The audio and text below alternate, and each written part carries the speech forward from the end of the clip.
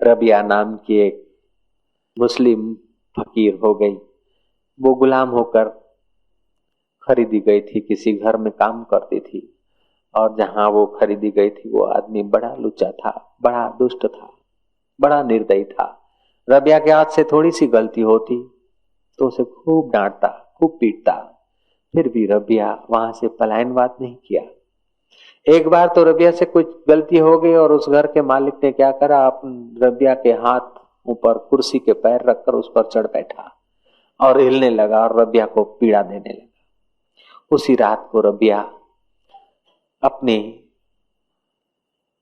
टूटी फूटी उस झोपड़ी में, दरारें पड़ी हुई जिस दरवाजे में, उसको बंद करके रात्रि को 2 बजे रबिया पुकार रही है परमात्मा को, हे मेरे मालिक, मैं तुझे मोहब्बत करती हूँ, मैं तुझे चाहती हूँ, बिस्त पाने के लिए मैं तुझे नहीं चाहती मेरे मालिक, दोजख के भय से मैं तुझे प्यार नहीं करती, सेठ परेशान कर रहा है उसकी परेशानी मिटाने के लिए मैं तुझे नहीं चाहती हूँ, मित्रों की वाहवाह पाने के लिए मैं तुझे नहीं चाहती हूँ, गहने और कपड़े पाने के लिए मैं तुझे नहीं चाहती,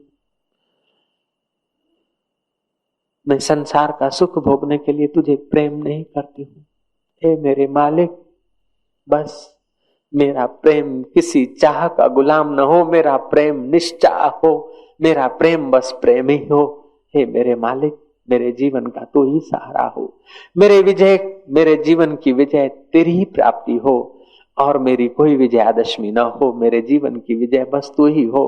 तेरे सिवाय मुझे सब मिथ्या बासे, तेरे सिवाय सब मुझे खेल बासे, तेरे सिवाय सब मुझे स्वप्ना बासे। मेरे मालिक, बस मेरी प्रीति, बस तेरे कारण ही मेरी प्रीति रहे, मैं तुझ में हो जाऊं, तू मुझ में हो जा मेरे प्रभु, हे मेरे खुदा ताला, हे मेरे अल्लाह, हे मेरे यार। इस प्रकार पगली रबिया गुनगुना रही थी। एकाग्र हो गई, उसके विकल्प शांत हो गए, उसके प्राण शक्ति ऊपर उठी, आज्ञा चक्र तक पहुंची। आज्ञा चक्र से अनंत अनंत सूर्यों का प्रकाश फैल गया उस झोपड़ी में।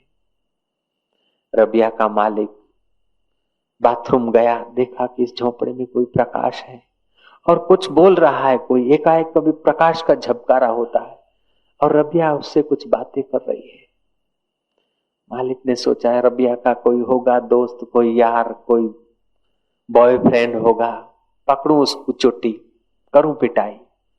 धीरे धीरे आया, देखा दरार से कि रबिया अकेली और कह रही, मेरे यार, मैं तुझे दुख मिटाने के लिए प्रार्थना नहीं करती, दुख तो प्रारब्ध से मिट ही जाएगा, शरीर मिटेगा तो दुख मिट ही जाएंगे, शरीर मिटेगा तो बीमारियां मिट ही जाएगी, शरीर मिटेगा तो धन और निर्धनता सब साथ में चली जाएगी। मेरे मालिक, मैं धन पाने के लिए तुझे प्यार नहीं करती, दुख मिटाने के लिए तुझे प्यार नहीं करती, बस तुझे ही पाने के लिए मैं तुझे प्यार करती हूँ। मेरे मालिक, तू ही मेरे जीवन का सर्वस्व रहना, मेरा चित्त कहीं न फंसे। हे मेरे मालिक, मैं उसलिए तुझे प्यार करती हूँ। मैं नरक में जाने से भयभीत होकर तुझे नहीं चाहती, मैं नरक से बचने के लिए तुझे मोहब्बत नहीं करती, बिस्त को पाने के लिए तुझे मोहब्बत नहीं करती, मैं तो तेरे को पाने के लिए तुझे मोहब्बत करती हूँ, तेरे में मिटने के लिए तुझे मोहब्बत करती हूँ। रबिया दोहराए जा रही है, कभी कभी प्रकाश देखकर सेठ चकित होते, सेठ का धैर्य खो गया, पाप नाश हो गया। सच्ची रबिया की पुकार के वाइब्रेशन सेठ के हृदय को और पापों को धो डालते हैं। सेठ द्वार खोलकर रबिया के पैरों पे गिर पड़ता है कि रबिया, तू मुझे माफ करना, मैंने आज तुझे खूब सताया था, उसीलिए तू रो रही है, उसीलिए तो उसको याद कर रही है। रबिया कहती है, नहीं सेठ जी, तुम्हारी कृपा है कि मेरी जगत में आसक्ति नहीं हो रही है, तुम्हारी मेहरबानियां हैं कि मैं परमात्मा को, खुदा को याद कर सकती हूँ। मैं तो अपना ऋण चुका रही हूँ, किसी जन्म में तुम्हारा लिया होगा, खाया होगा, तुमको परेशान किया होगा, अब बदला पूरा हो रहा है। अब मैं तुम्हें सजा मिले ऐसा नहीं पुकार रही हूँ, मैं तुम्हारे घर से भाग जाऊं ऐसा नहीं पुकार रही हूँ, मैं मर जाऊं ऐसा भी नहीं पुकार रही हूँ, मैं तो उस परमात्मा में, खुदा में शांत हो जाऊं, बस यही मेरी पुकार थी। मेरे सेठ जी, आप निश्चिंत रहिए। सेठ का हृदय बदल गया, रबिया के लिए सुंदर व्यवस्था कर दी। रबिया बड़ी ही शर्मिंदी हो गई कि सेठ, आज तक तो तुम नौकरानी समझ के डांटते थे, फटकारते थे, और अब जब तुम प्रणाम करते हो तो मुझे लगता है क्या प्रभु की भक्ति अब छूट जाएगी, मेरी वाह वाह होने लगी, मैं उस मालिक को तो न भूलूंगी। सेठ बोलते कि रबिया, तू मेरी गुरु है, रबिया को गुरु मनाकर मानकर उस सेठ ने अपना जीवन धन्य किया। वही रबिया मस्त फकीर हो गई। घूमते घामते हसन उसके घर आया। रबिया अंदर थी अपने घर। हसन बोलता है, रबिया बाहर आजा, देख खुदा ताला का कैसा सौंदर्य चमका है, देख बुलबुलें कैसे गीत कोयल गुनगुना रही है, बसंत का ऋतु, फूल कैसे खिले हैं, हवाएं कैसी चल रही है। रबिया जरा बाहर आ जा। रबिया कहती है, भाई मेरे बाहर आ आकर तो युग बीत गए, अब तू भीतर ही आ गया, अब तू भीतर आ जा। बाहर आ आकर तो युग बीत गए, बाहर तो हम बहुत समय से आए हैं, अब बाहर आकर क्या करोगे, अब भीतर ही आ जाओ। वेदांत कहता है कि तुम्हें विजय पाना है तो बाहर कब तक घूमोगे, अब भीतर ही आ जाओ। बाहर की विजय तो तुम देख लिया, नौकरी में से मुनि में आई, मुनि में से सेठ पना आया, सेठ में से धन बड़ा, मकान बड़े, दुकान बड़े, लेकिन सोचो परमात्मा शांति बढ़ी है या घटी है।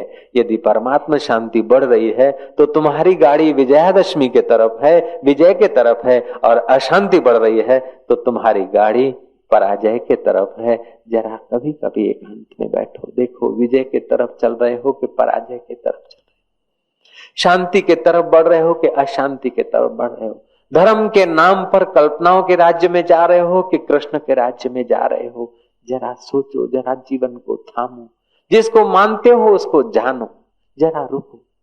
गरड़ियों पड़वा जे एक भूल्या दूजा भूल्या, भूल्या सब संसार, बिन भूल्या एक गोरखा जिसको गुरु का आधार। तो बिन भूल्या जीवन बिताने का संकल्प करो। कल्पनाओं के राज्य में कब तक खो जाओगे, जरा सा ठहरो। तो ईश्वर की जो माया शक्ति है उसको आद्य शक्ति बोलते हैं। उसी आद्य शक्ति से ये जगत चला है, उसी को जगत की मां बोलते हैं, और उसी ने सतोगुण और रजोगुण और तमोगुण पैदा किया। इसलिए सतोगुण के अधिष्ठाता, रजोगुण के अधिष्ठाता और तमोगुण के अधिष्ठाता त्रिदेव ब्रह्मा विष्णु महेश।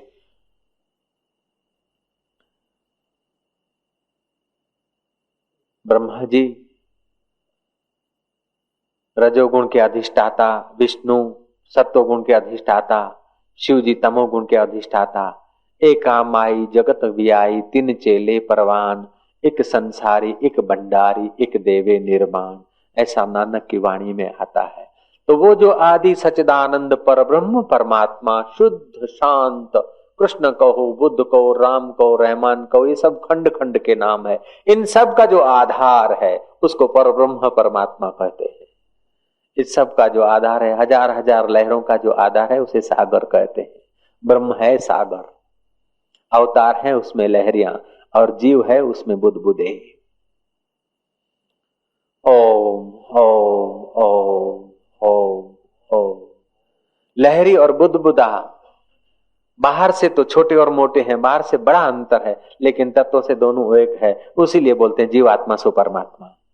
जो बुदबुदा है वही लहर है, जो लहर है वही बुदबुदा है ना। लहर बुदबुदा नहीं, बुदबुदा लहर नहीं, दोनों पानी है, दोनों चेतन है।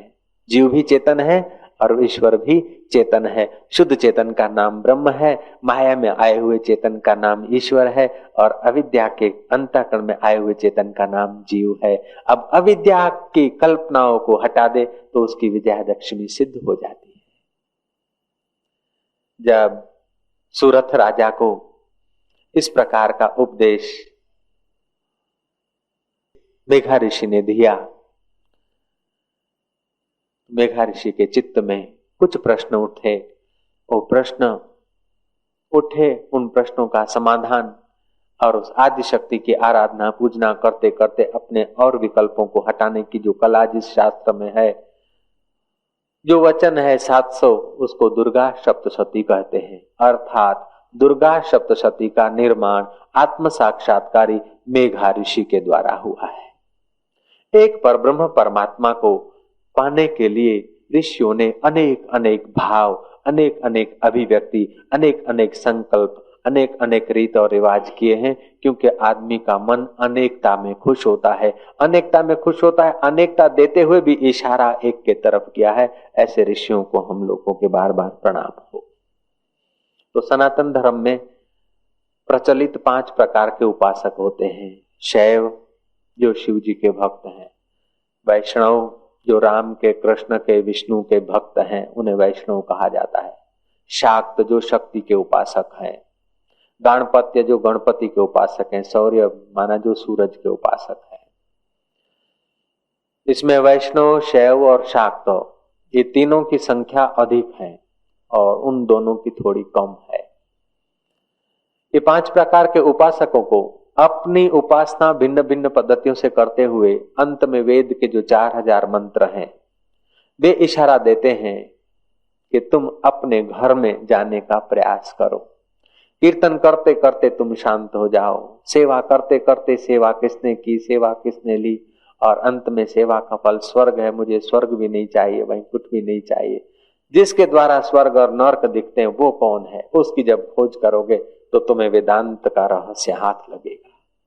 तुम अपने घर में आओगे, वैकुंठ में जाओगे, और यदि तुमने अपने घर का पता नहीं लिया तो वैकुंठ के बाद भी तुम्हारा पतन संभव है।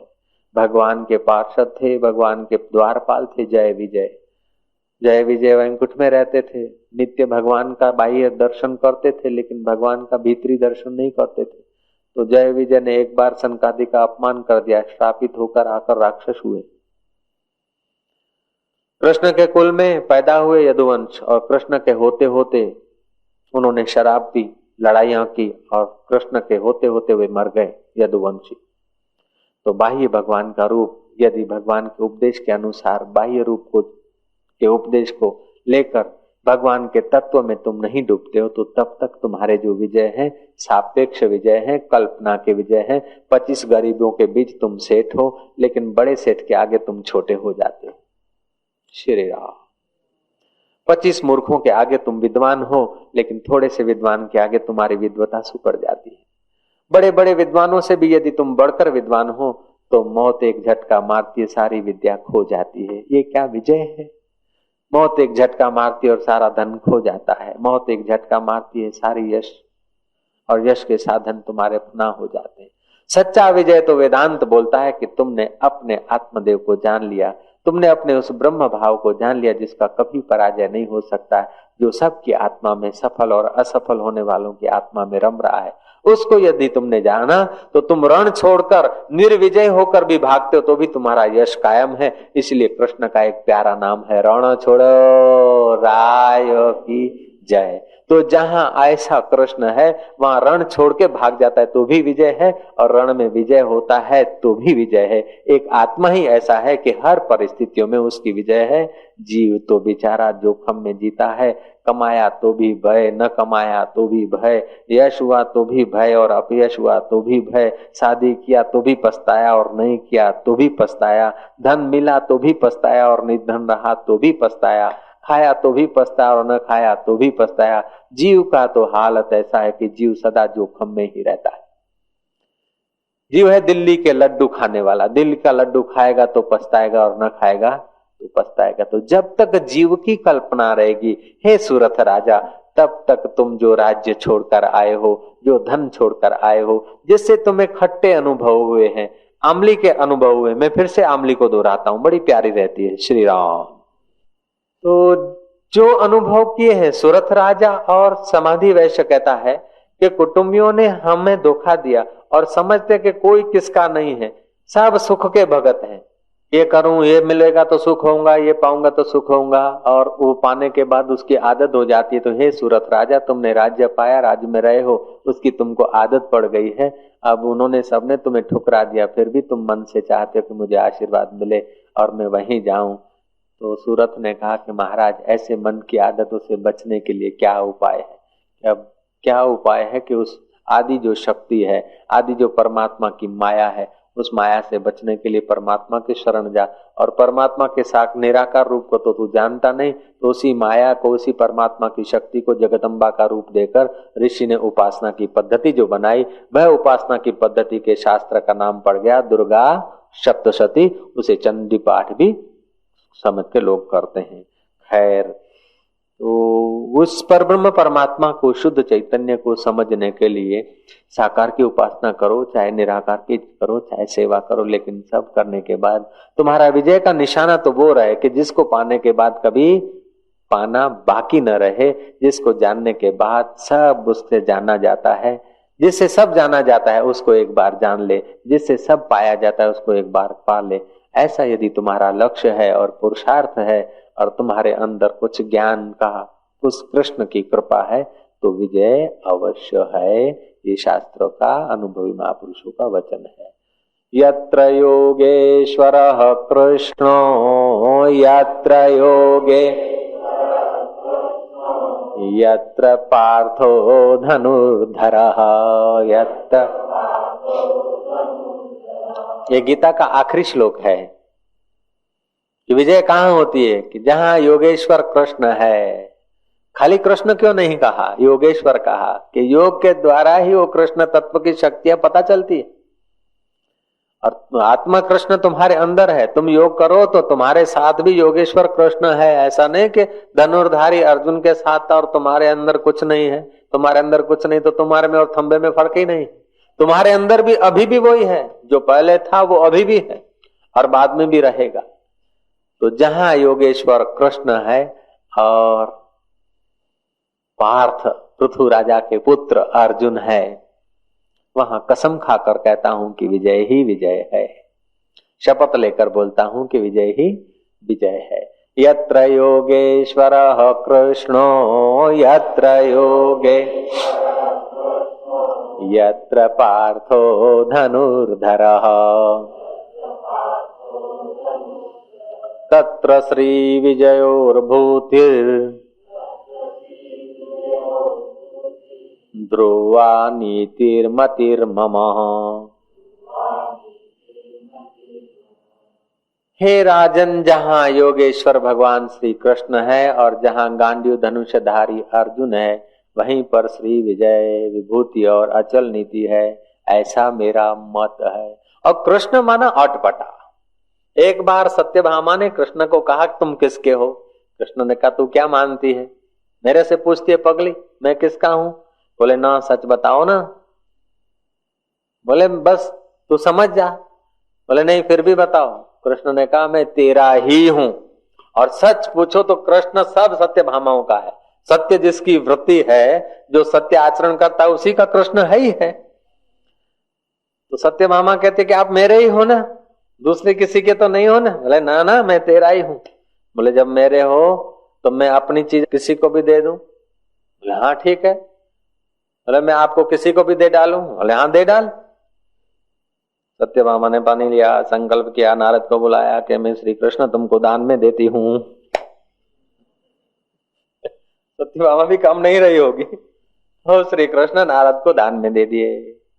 और नारद जी लेके श्री कृष्ण को रवाना हुए। भक्त घबराए और बाबा का कोई भरोसा नहीं है, वो कृष्ण को कहाँ ले जाए, वो तो बिक गए। वो कोई बोलता है कि कृष्ण की बराबरी का और कोई चीज और आदमी मांग लो, और 10 बच्चे दे दे, और 10 व्यक्ति दे दे। बोले नहीं, हम हमारे को ये काफी है अकेला, जहाँ ये है वहां सब कुछ है, और इसको छोड़ो तो सब कुछ भी सब कुछ नहीं है। कथा है। किसी ने कहा कि कृष्ण एक पल्ले में रखो, दूसरे पल्ले में चांदी के रुपए ले लो। बोले छे ये नहीं चाहिए। चला कृष्ण की बराबरी सोना ले लो, जवाहरात ले लो। बोले नहीं इनकी बराबरी। आखिर एक भक्त ने कहा कि देखो श्री कृष्ण के बदले में जो चाहो मैं दे सकता हूं, लेकिन कृष्ण को तुम मत ले जाओ। नारद ने कहा अच्छा दो, जो तुम्हारे पास है दो, चलो। भक्त ने हीरे जवाहरात जो कुछ है वो दिए, गिन्निया हीरे सब डाला, सब वैभव डाला। दूसरे भक्त ने, तीसरे ने, चौथे ने, कौरों ने सब पल्लर में डाला, लेकिन फिर भी कृष्ण का पल्ला भारी का भारी, कृष्ण उठे ही नहीं, वो पल्ला ऊपर हुआ ही नहीं। अर्थात एक तरफ कृष्ण हो, दूसरे तरफ संसार की सब सामग्री हो, फिर भी आत्म सुख की बराबरी नहीं कर सकते, ऐसा कथा का भाव अर्थ। लेकिन भगत समझते होंगे कि तराजू में कृष्ण को रखा होगा और सारी दुनिया की चीजें एक पल्ले में रखी होगी, तो सारी दुनिया की चीजें एक पल्ले में नहीं रहती है। लेकिन विवेक की तराजू में कृष्ण को रखा, और दूसरे विवेक की तराजू में, दूसरे पल्ले में, विवेक की तराजू में एक पल्ले में कृष्ण को रखा और दूसरे पल्ले में विश्व के सब सुखों को रखा, लेकिन कृष्ण उठ नहीं रहे थे। महाराज अब क्या किया जाए, कृष्ण की बराबरी करने का कोई साधन लाओ। भक्त बैठ गया शांत होकर, हे कृष्ण तू ही बता कि तेरी बराबरी क्या है। कृष्ण ने कहा कि मेरी बराबरी तू ही है, कि मैं कैसे हूं कि जब तेरा अहंकार मिटता है तो तू और हम एक ही हो जाते हैं। अब क्या करें कि बस अहंकार मिटाने के लिए कुछ बाहर का दिखावा कर दे, खबर दे दे, एक तुलसी का पत्ता धर दे, मैं बराबर हो जाऊंगा कि मुझ में कुछ नहीं, मैं कुछ नहीं हूँ। लो पत्रम पुष्पम लो, ये तुलसी का पत्ता धर दिया। जो तुलसी का पत्ता धर दिया तो कृष्ण बराबर हो गया। और नारद जी ने तुलसी का पत्ता उठा दिया और कृष्ण वापस लौटा दिए। तो ये नारद जगत को उपदेश दे रहे हैं कि जगत का सब सुख भी कृष्ण सुख के बराबर ही नहीं कर सकता। और जहां तुम्हारा समर्पण आ जाता है और जिसको कृष्ण आदर देते हैं, तुलसी को कृष्ण ने मान दिया है, जिसको कृष्ण मान देते हैं वो कृष्ण की बराबरी कर लेते हैं। इसलिए तुलसी के पत्ते से भी कृष्ण बराबर हो गए। और नारद जी तो त्यागी आदमी, कहाँ सोना जवेरात लेके घूमे, कहाँ बोझा उठाए, तुलसी का पत्ता खाते हुए, एसिडिटी को हटाते हुए नारायण नारायण नारायण करते भागे। तुलसी का पत्ते से एसिडिटी हटती है। मच्छर वच्छर जिसके घर में आते हो तुलसी के क्यारा रख दो, मच्छर भाग जाएगा, बिच्छू और सांप भी भाग जाता है। तुलसी के पत्तों की बू में इतनी ताकत है। लेकिन ये तो बाह्य उसका गुण है, भीतर का वरदान का गुण तो कुछ और है, परंपरा के अनुगत। तो यहाँ के आज के श्लोक में हम लोग अब विश्रांति करेंगे। दशहरा की विजयादशमी कैसे होती है कि 9 दिन की साधना के बाद, उपासना के बाद भगवान राम ने भी आज के दिन विजय के तरफ प्रयाण किया था, शिवाजी महाराज ने भी आज के दिन किया था। तो आप भी आज के दिन कोई संकल्प कर लो कि इतनी माला करके ही रहूंगा, इतने मिनट मौन रहूंगा, रात को सोते समय इतनी माला जरूर करूंगा। इस संकल्प में असफलता नहीं हो सकती। ऐसा आज के दिन संकल्प करो तो शर्म को उम्मीद है कि आपकी विजय जल्दी हो सकती है। तो रात को सोते समय एक माला करके ही सोऊंगा, ये मैं तुमको केवल नहीं कह रहा हूं, पिछले 2-3 दिन से मैं प्रयोग कर रहा हूं। सोते समय कैसे सोने से सुबह कैसी जाती है उसके मैं प्रयोग करता हूं अपने चित्त पर भी। तो जिस दिन जप करते करते सोया उसकी प्रभात कैसी हुई, ध्यान करते करते सोया तो प्रभात कैसी हुई, सत्संग सुनते सुनते सोया तो प्रभात कैसी हुई, और ऐसे ही आलस एक दिन आलसी होकर सो गए तो प्रभात कैसी हुई, एक दिन लोगों का चिंतन करते करते सोया तो प्रभात कैसी हुई, लोगों का ही मुंह देखा, आंखें खोल के जाकर देखा कोई ना कोई दिख जा, मलंग का मुंह देखा तो सारा दिन कैसा गया, ये सब मैंने नोट किया है। जय जय। इसीलिए सुबह जल्दी से आंख भी नहीं खोलता हूं, घनी देर रख्यू बंद बंद बंद बंद बंद बंद बंद। આજે કોનું મોઢું જોયું છે કહેવત છે। तो यदि तुम्हें विजय होना है, आध्यात्मिक विजय, लौकिक विजय होना है, उसीलिए भी धारणा ध्यान काम देगी। तुम्हारी तंदुरुस्ती, तुम्हारी अक्ल और बड़े पुरुषों का संग तुम्हें लौकिक विजय में भी सफलता देता है और आध्यात्मिक अलौकिक विजय में भी सफलता देता है। स्वर्ग वर्ग ये भी लौकिक है, इसको लोग आध्यात्मिक बोलते हैं, आध्यात्मिक नहीं है। सच्चा आध्यात्मिक विजय तो यह है कि आत्म साक्षात्कार। स्वर्ग कोई आध्यात्मिक चीज थोड़े है, ये भी भोगों की चीज है, वो भी लौकिक है, परलौकिक है, इस लोक की नहीं तो उस लोक की, लेकिन है सब लौकिक। वैकुंठ का सुख भी लौकिक है, जहां से गिरना है वो सब लौकिक है, और जहां से पाने के बाद, पहुंचने के बाद कभी गिरावट नहीं, उसका नाम है अलौकिक। यद गत्वा निवर्तन्ते तद्धाम परमं मम न तद्भास्यते सूर्यो न शशिको पावकः यद गत्वा निवर्तन्ते तद्धाम परमं मम। रमण महर्षि के पास गिने गिनाए लोग आते थे, घाट वाले के पास गिने गिनाए लोग जाते हैं, लीलाशाह बापू के पास 25-50 आदमी जा पाते थे। तो इस जमाने में आज का आदमी इतना नीचे आ गया है, इतना बहिर्मुख हो गया है, इतना उसकी चंचलता बढ़ गई है कि तत्व की बात, आत्मा की बात या ध्यान करने का तो उस जन साधारण को बेचारे को पता ही नहीं। एक बार गए खेरालू में, सत्संग करा और थोड़ी देर ध्यान कराया तो 2-4 आगेवान उठ के खड़े हुए कि बापजी आओ सरस बोलता आवड़े छे तो तमने शू थयुं, छोना मोना बेही रह्या छो, लोकोनो समय बगड़े छे के। मैंने फिर से हरिओम कराया, फिर शांत हो गए हम। मैंने सोचा कि सुन सुन के तो क्या है, सूचनाएं बढ़ेगी, कल्पनाएं बढ़ेगी जगत की, जरा कल्पनाओं के पार ले जाओ उनको, वास्तविक में जो जहां जाना है वहां ले जाओ।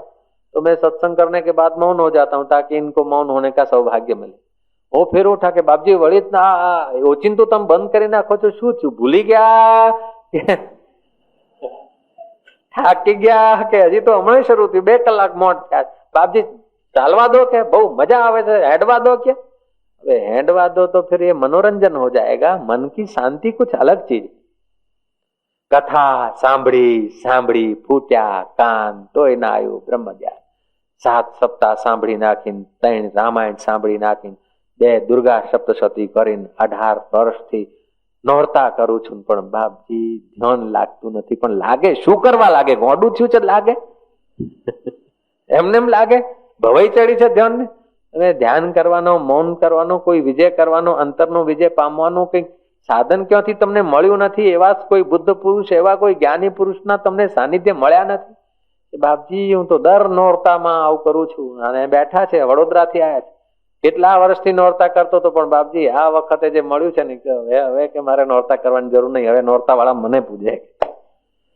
ओम ओम ओम। तो तुम्हारी विजय ये है। 12 વર્ષથી અંબાજીના દર્શન તમે કરવા જાઓ છો, 15 વર્ષથી ડાકોરજી જાઓ છો, પણ જો તમે એક 15 સેકન્ડ પણ તમારા તત્વમાં ડૂબો તો ડાકોર વાળા તમારી વાહે ફરે। લ્યો એવી વિજય હું ઈચ્છું છું કે તમે એવી વિજયના માર્ગે प्रयाण करो कि तुम भगवान के पीछे नहीं। भगवान तो कहाँ, भगवान कहीं डाकोर में उधर या उधर नहीं बैठा अंबाजी में। भगवान तो फिर भी वो मंदिरों के पीछे तुम घूमते हो, दौड़ते हो। उन मंदिरों ने अंदर के मंदिर को ढक लिया है। उन पुजारियों ने अंदर की पुजारियों का अंदर की पूजा भुला दी। एक मुसलमान फकीर बैठा था,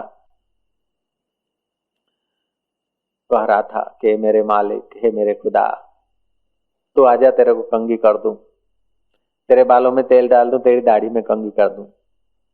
हजरत मूसा वहां से निकले और डांटा, बोले पागल क्या करते हो? खुदा को कोई चेहरा होता है? खुदा को कोई ये होता है?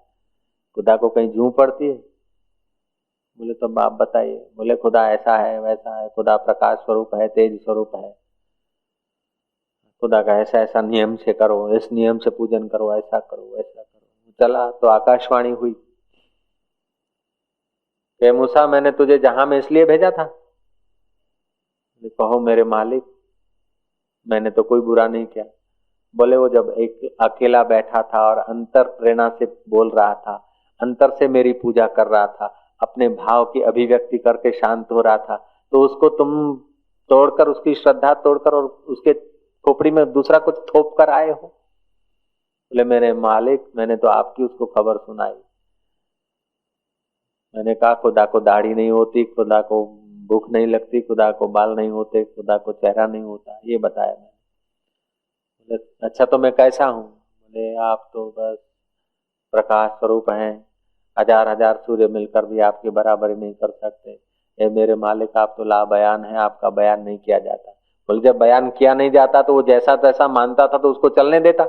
मैं तो अंतर्यामी तो था ना, मैं तो जानता था ना ये मेरे को ही पुकार रहा है। तेरी जो पूजाएं और प्रार्थनाएं और पद्धति है उसमें उसकी अपनी आत्मा तो दब जाती है। तो जो लोग सुनी सुनाई पूजाएं करते हैं, सुनी सुनाई प्रार्थना करते हैं, रटी रटाई रिदम करते हैं, वो अंतरात्मा उनकी दब जाती है। दिवाली आए ना तो घर में अपने हाथ से चित्र खींचो तो तुम्हारी आत्मा प्रकट होगी। अपने हाथ से पोती लेकर सफाई करो, कभी घर में झाड़ू अपने हाथ से लगा लिया करो, कभी टिक्कड़ अपने हाथ से पका कर खाओ, देखो उसमें तुम्हारी अपनी आत्मा का स्वाद आएगा, तुम्हारी अपनी चेतना निकलेगी। खैर ये न करो तो न करो, लेकिन पूजा तो अपने ढंग से करो, नौकरों के द्वारा नहीं। और पूजा किताबी पूजा नहीं, तुम्हारे अंदर से जो भी टूटी फूटी भाषा आती है गुनगुनाओ और अंदर अंदर बातें करो। तू कृष्ण है? अच्छा तुम्हें कौन? अर्जुन? कैसा? हाँ सचमुच ऐसा हूँ, ऐसा वैसा, उसको जानने वाला कौन? नहीं, मेरा नाम आत्मा। क्यों तेरा नाम आत्मा कि मेरा नाम? दो आत्मा नहीं होती, अपने एक ही है। ओ देखो तुम्हारा जीवन कैसे करवट लेता है। બધું કરો બરાબર, પણ છેવટે વિજયાદશમી થી જરા કરવટ લેવાની છે। રણ છોડો રાય की जय, દ્વારકાધીશ की जय। માતાજીની આરતીના 198 રૂપિયા બોલો। 200, 205, 215, 300 चलो माताजी ने आरती माटे 300 પેલો આમ તો બોલે કે આ 300 બોલો ને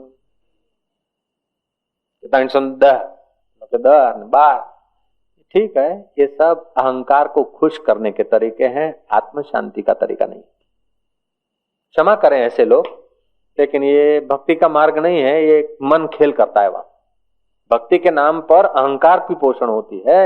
ऐसे चुपचाप तुम 300 दिन 10 देने वाले नहीं हो, इसलिए उचामणी वाले भी कारीगर होते हैं। जहां लोभी है वहां ठोगी को भूख थोड़ी होती है। जहां मूर्खों का टोला है वहां दुतारों को कोई गिराकी मंदी रहती है। ठीक है, एक भूला दूजा भूला, भूला जग संसार, बिन भूलिया के गोरखा जिनको गुरु का आधार। ओम ओम ओम। खैर 310 करो या 3010 करो, 3 लाख 10 करो, जो भी करो करो, लेकिन फिर भी याद रखना कि यत्र योगेश्वरः कृष्णो यत्र योगे यत्र पार्थो धनुर्धरः। मेरे साथ में इस श्लोक को पक्का करना। 18वें अध्याय का आखिरी श्लोक है। तत्र श्री विजयो भूतिर् ध्रुवा नीतिर्मतिर्मम, ध्रुवा नीतिर्मतिर्मम। जहाँ योगेश्वर श्री कृष्ण है और धनुर्धारी पुरुषार्थी अर्जुन माना जीव है, और जहाँ पर इन दोनों का संगम है वहां शिवत्व की उपलब्धि हो जाती है।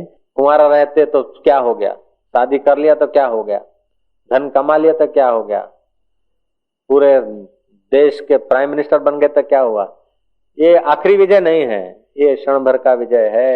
ये तो विजय बदलते जाते। सच्चा विजय तो यह है अपने स्वरूप में डट के फिर हरकत करो, तो जो कोई करोगे वो तुम्हारे लिए विनोद हो जाएगा, खेल हो जाएगा और दूसरों का परम मंगल होगा। ज्ञानी नो गमो जेम मारे तेम हमो हमो ने हमो। ऐसे ज्ञान को उपलब्ध होने का संकल्प आज करिए। तो रात्रि को सोते समय एक माला करूंगा, राम राम राम करने से चित्त को विश्रांति मिलती है, और ओम ओम करने से चित्त का बल बढ़ता है। ओम ओम ओम ओम। और दोनों ध्वनि करने के बाद चुप होने से चित्त परमात्मा में ठहरता है। अब जो भी तुम्हारे को अच्छा लगे ऐसा संकल्प करो, लेकिन आज करो तो जरूर संकल्प। इतना आज एक मंत्र वेद का पढ़ूंगा, वेद का मंत्र नहीं पढ़ सकता हूं तो अष्टावक्र का गीता पढ़ूंगा, अष्टावक्र का गीता नहीं पढ़ते तो भोला बाबा की छंदावली है जो अष्टावक्र गीता का संवाद है। तो ऐसा कोई शास्त्र लो जिससे तुम्हारा आत्म भाव जगे। अष्टावक्र गीता नहीं समझ सको तो भोला बाबा की छंदावली, अष्टावक्र गीता का संवाद है पहला बार। वो यदि अभी आश्रम में नहीं है तो आप ऐसा कीजिए कि दत्तात्रेय की गीता ले लीजिए। जो साधक लोग हैं दत्तात्रेय की गीता को दोहराओ, मिल जाएगी सस्ता साहित्य में और कहीं जहां भी। वो नहीं मिल रही है आपके अंदर पास में योग वशिष्ठ, तो वो योग वशिष्ठ के 5-10 वाक्य 1-2 पन्ना पढ़ो, ऐसा संकल्प कर लो। जैसा तुम विचार करते हो ना ऐसे हो जाते हो। तो तुम्हारे जो आद्य शक्ति है, जो चित्ती है, जो चिदावली है, जो माया है, उसके अनेक नाम है, उसी के लिए शक्तिपीठ भी अनेक है। ऐसा उपदेश मेघावी ऋषि ने सूरथ राजा को दिया, और सूरथ राजा ने नौरतों का परंपरा उसके निमित्त चला, और उन नौरतों की परंपरा में जो उपासना में सफल होते हैं तो फिर वो विजय करने के लिए, साक्षात्कार करने के लिए कदम आगे बढ़ाते हैं। ओम शांति शांति।